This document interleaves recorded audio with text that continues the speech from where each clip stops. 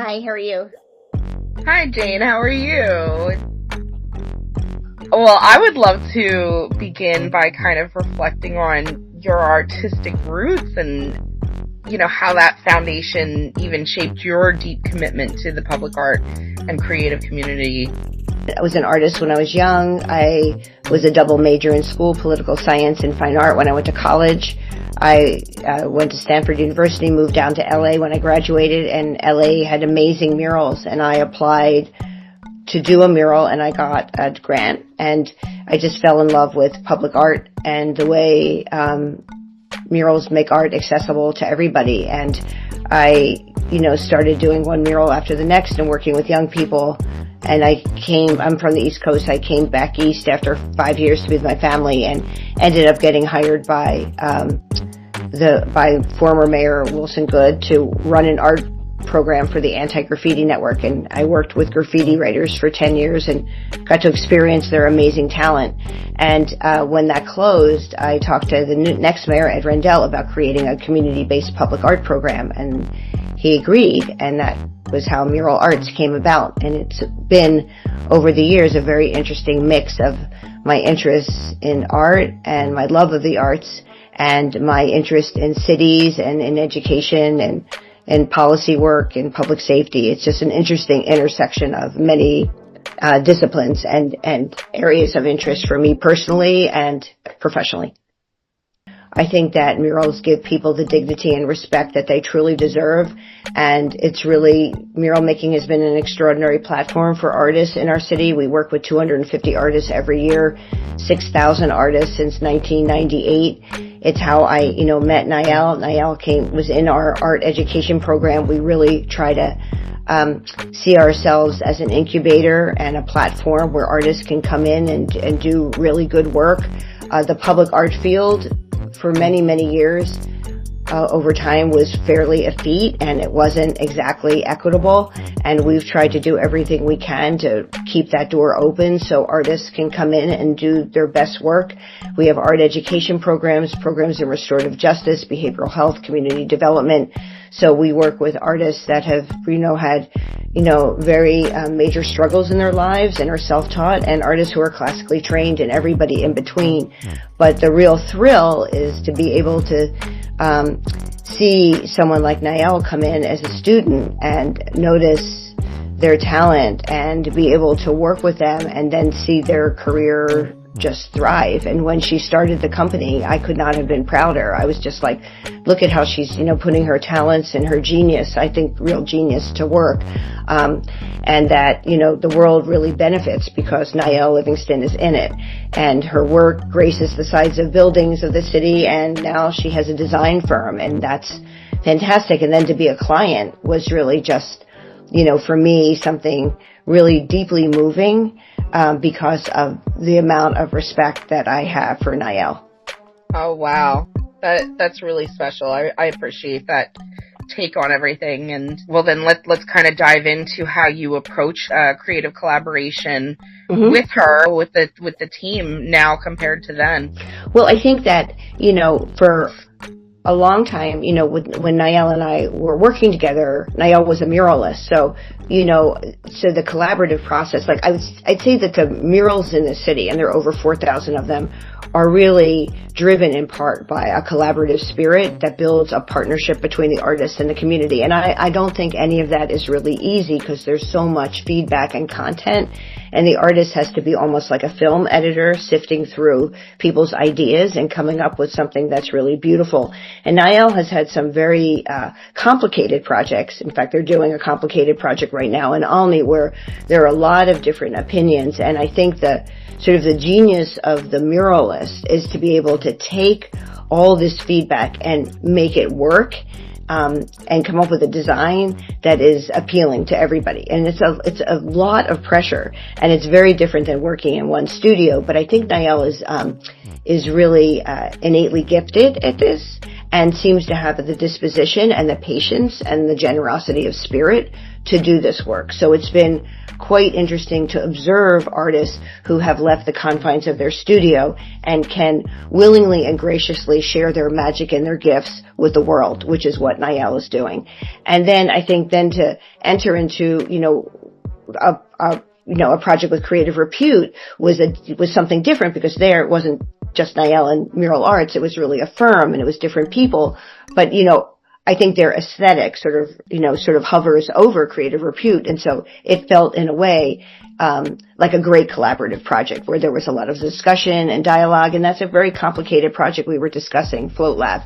And how do you capture what that is? People are confounded by it. They're like, what do you mean Mural Arts is building something? What do you mean it's an object in the river? It's not a mural at Bartram's Garden? And we're like, no, it's a platform. It's a beautiful object that will be a laboratory by day and a performing arts space at night. And how do you sort of talk about that? And again, it's not unlike mural making, because it is taking these sort of interesting conceptual ideas and giving form and shape to it so that it's palatable to people and they can understand it and cheer it on and think, oh, this is so exciting.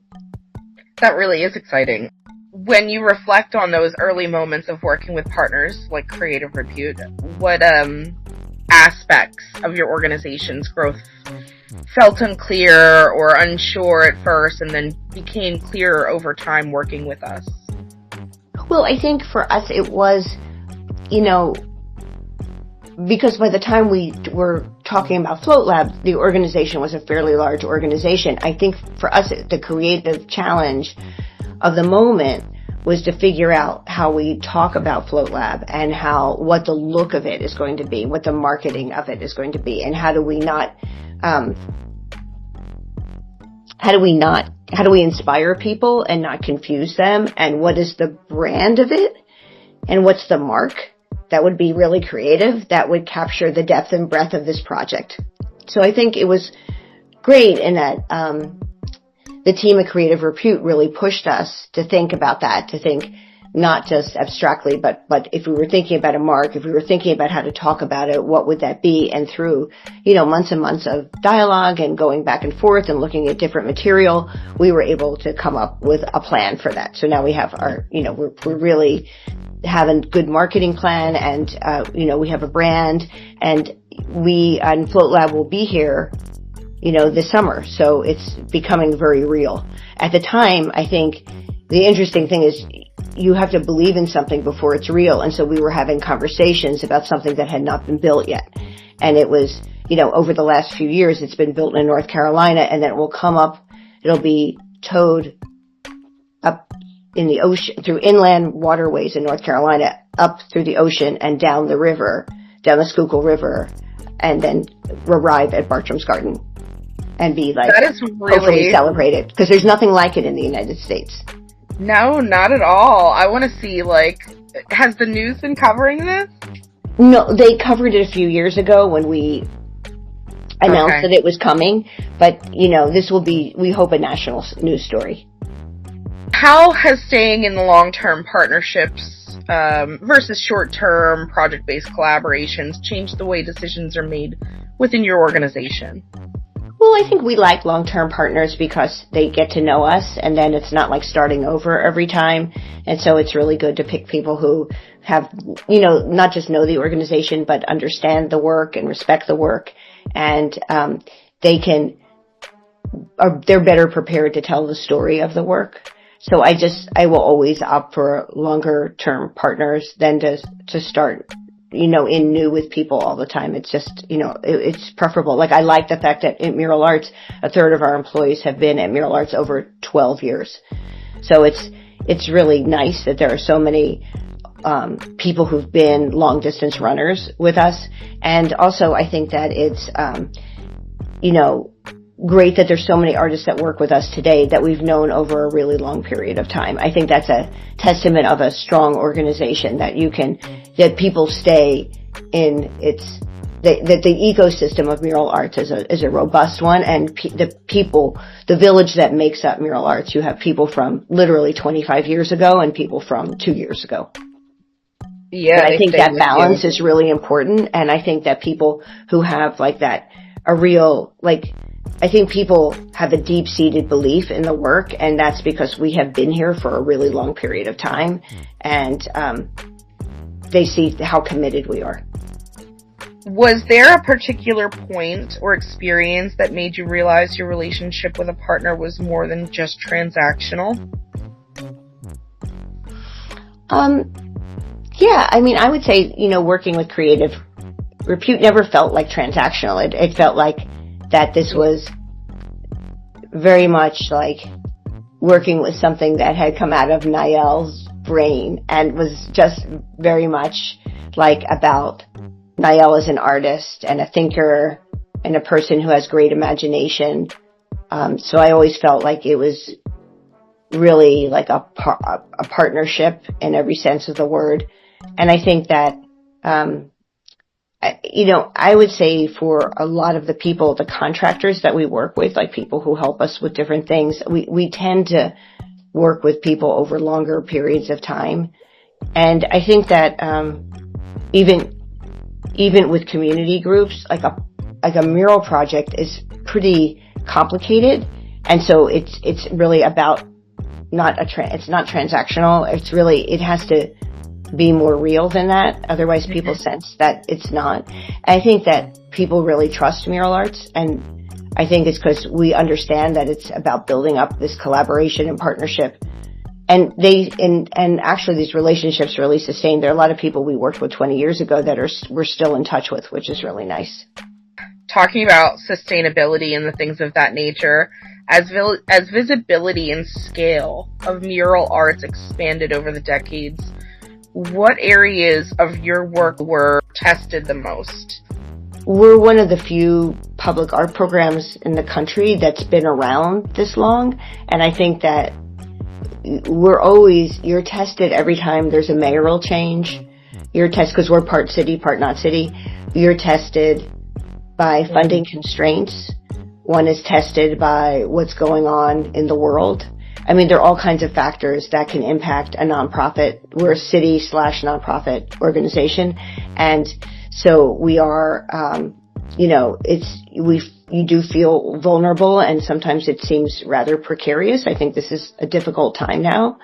But I think it has challenged us to be resourceful and strategic and facile and fleet-footed. We've been able to we have to be able to move quickly and opportunistic to try to survive.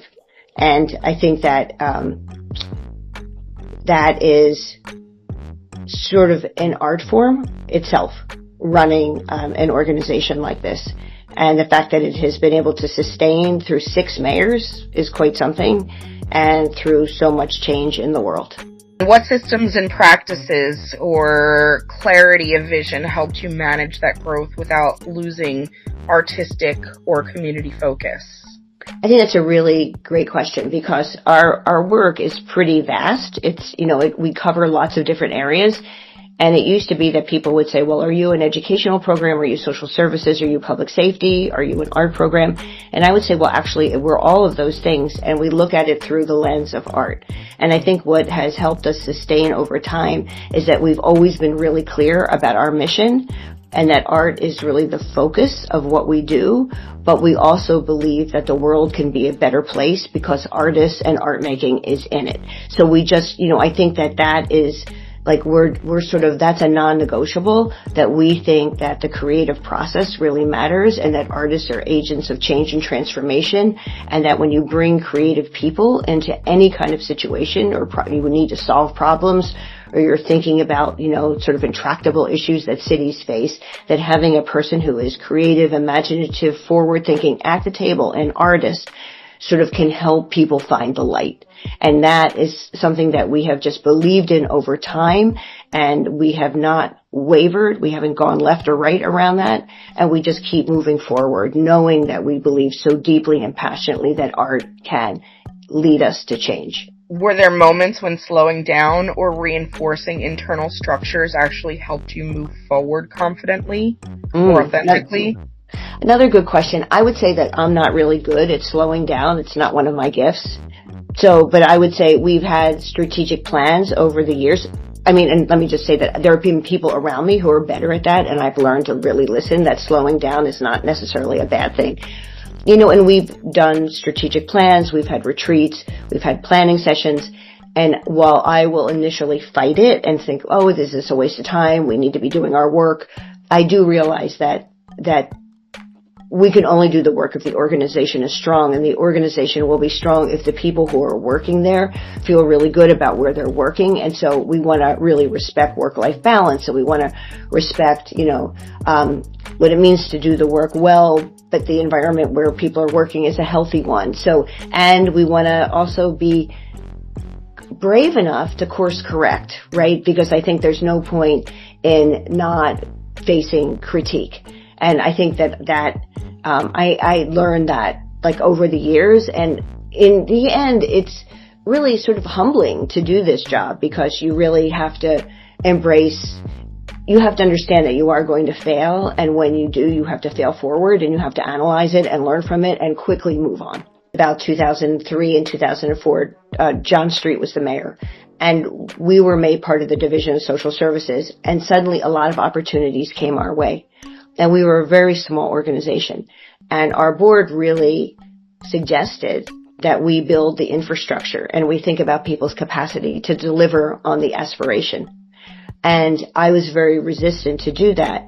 And I think I had to come up close to failing, these projects couldn't happen unless we had people to really carry it out. I was very driven to get money out on the streets fast, make sure people got services, and I didn't really want a big administrative overhead. And what I wasn't thinking is that if you don't have this, what I'm going to call a healthy ecosystem to deliver on it, it can fall short. And I see a lot of organizations can fall into that trap. You sort of get out ahead of yourself. You sort of go far programmatically, but with your infrastructure, you haven't caught up. So I think I sort of, thank goodness we didn't fail. We just came close. And then there were smart people around me that I needed to listen to. So we needed to start building the muscle of Mural Arts to carry out on the vision. And that's what I think we've always tried to balance, our ambition with the ability to carry it out with having a healthy organization where people feel good about working there. So those are three things that I think you can at times one can get ahead of the other, and you have to sort of think about the early lessons and pull back and sort of do an analysis and figure out, okay, what do we need to do to sort of make things, get things on the right track. That is so true. Enjoyed this dialogue? We did too. Follow the Creative Repute Unmistakable podcast for more powerful and interesting conversations like this one. And don't forget to hit that share button.